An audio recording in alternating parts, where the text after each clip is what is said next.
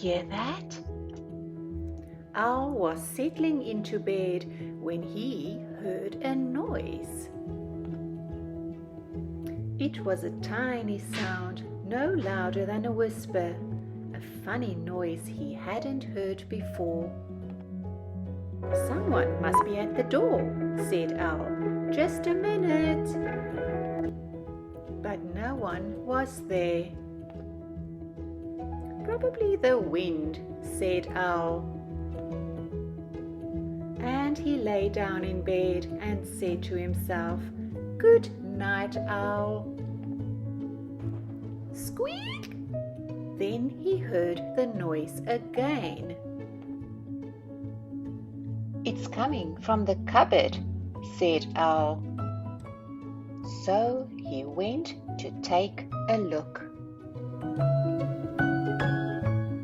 He emptied every shelf, but there was no noise to be found. So Owl went back to bed. "Good night, Owl," he said. And then he heard the noise. Squeak! "It must be under the floor," said Owl. And he pulled up the floorboards, one by one. But he did not find the noise. So Owl went back to bed. Squeak! "This house has a noisy roof," yelled Owl. And he took down the roof. "There," said Owl, "no more noise." Owl got into bed, the stars and the moon shining down where his roof used to be.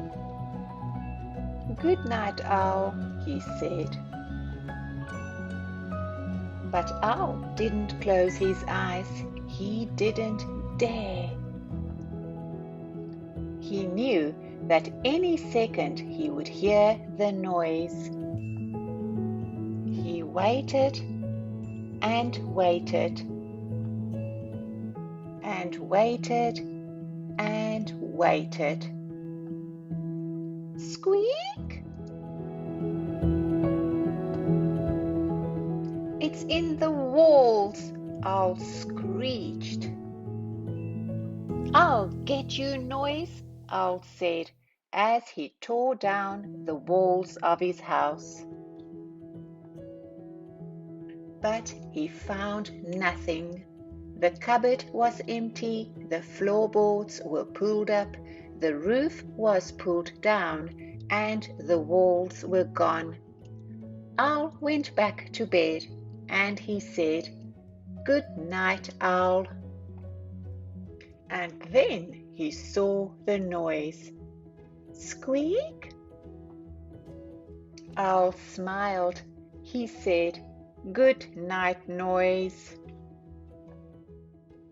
And they went to sleep.